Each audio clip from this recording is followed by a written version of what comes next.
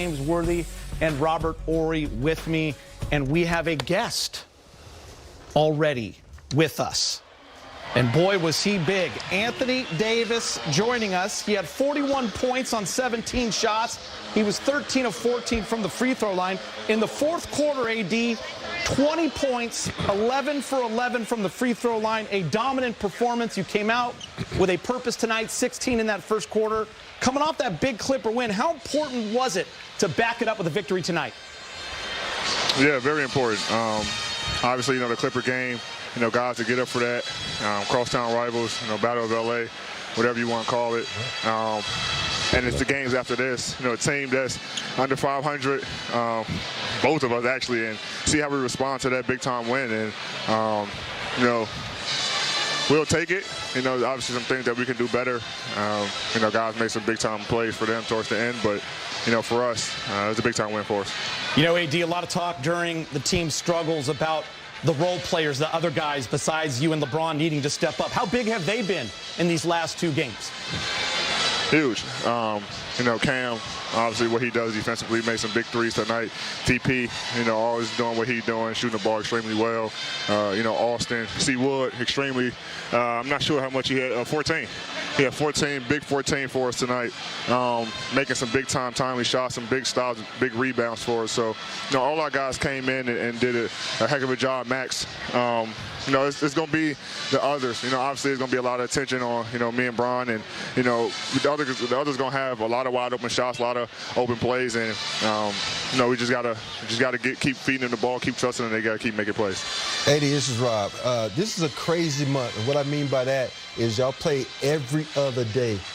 What are you doing personally to keep yourself in the right place, mentally and physically? Sleep. The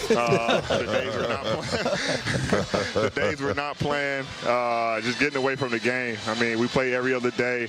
We come in, watch film, and then I just go home and be with my wife and kids, man. I mean, playing every other day, you can get a little bit too much of the game of basketball, and a lot of stress on yourself mentally and physically, on the body. So I come in, the days that we're not playing, I get a good lift in, and then just kind of get away from the game, spend time with the family, so I can always just stay uplifted even through the struggles that we were having, when we lost 4 in a row.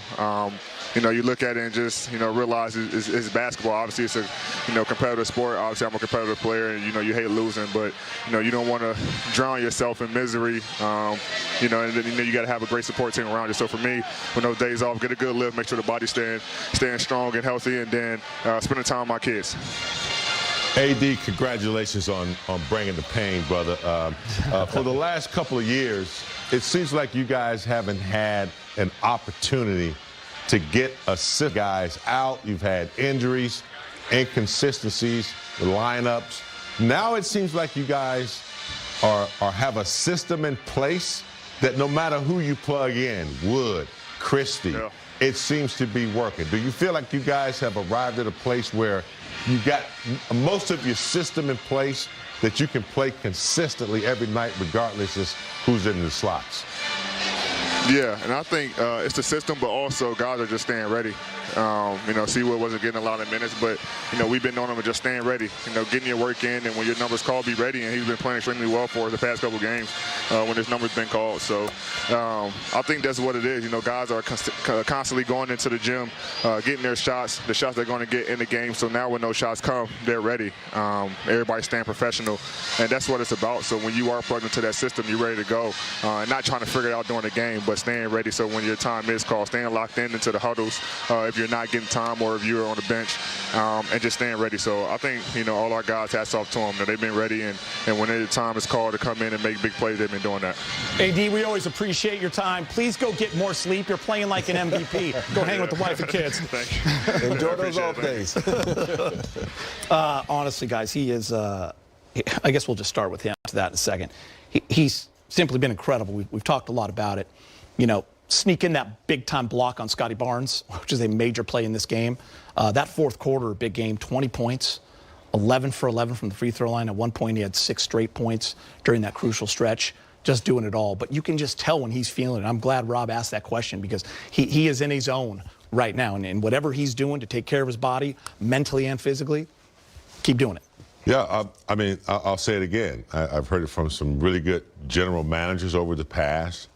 You know, players will peak, like really peak. They'll show great signs and have great careers up until they're 28, 29, 30, and then they peak and they mature, and that's what we're seeing in AD. We saw some great talent in New Orleans, came here, won one in the bubble, but he still hadn't gotten to a place where he was consistently dominant, and he's showing that this year. Whatever you can have your name in, you know, depending on how many games the Lakers win, in MVP conversations defensively or any category, that lets you know that you're on to something. And his consistent play right now is leading this team night in and night out, especially on the defensive end. Rob, what impresses you most about his stat line tonight? Is the 11 for 11 in the free throw line? Is it the 20 in the fourth? Or is it 17 shot attempts, 41 points? 17. That's what I had feelings. I know you. You know, when you talk about efficiency, you talk about guys scoring, and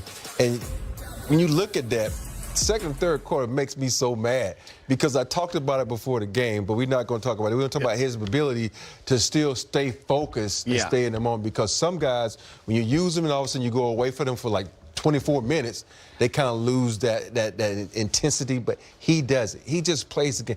His mental, you know, if I could get inside his brain and see how he thinks, because if I was as talented as this dude is and I go through a period where I only get one shot, I'm cursing everybody out. But he doesn't. He just does his job. He doesn't. And so he has to have the right mindset. He's a true professional, and he does what's best for the team. It's not about him.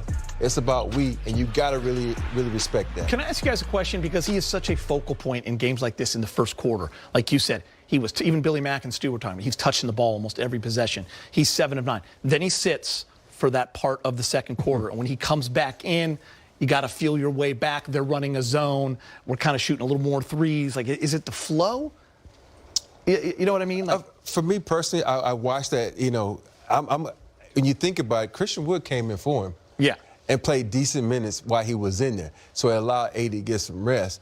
But a lot of times when they go into that zone, you know, we talked about it last time against, I think against Memphis.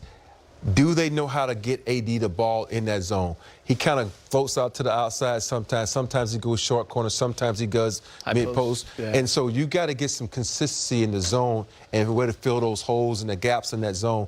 And I think that's the problem. It's not AD's problem. It's the whole team's problem, where they have to figure out that zone and how to get those good shots. Yeah, I like, as a facilitator, he's going to be more of an assist guy in that zone. He has to be the one that gets into the middle, because there's a big hole in the middle of that zone. And if you can flash them in there, they have to collapse.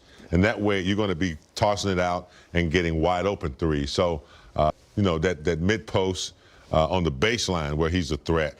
So they'll figure it out. But, you know, AD, when he's on the bench, you know, he's got to observe the game. It does take a little bit more time to figure out the zone, but he's got to be the vocal point. It's got to get inside that zone in the paint or in that mid-post somewhere to collapse it so you can get your shots on the outside. Rob, Dave gave me a stat that might drive you crazy, but it's a good one. Those two middle quarters that are bothering you, well, he had more points in the last 30 seconds of the game than he did in the second and third quarters. He had 6 points in the last 30 seconds. It is crazy. It's crazy, like, but you can respect it, though. Yeah. It's you know, and he ends up with 41. I'm gonna let him slide. I'm gonna let the second quarter slide, but not the third quarter slide. Other guys are getting involved too. Yes. So it's yeah. All right, let's hear from Darvin Ham. He's speaking with Mike Trudell in the media.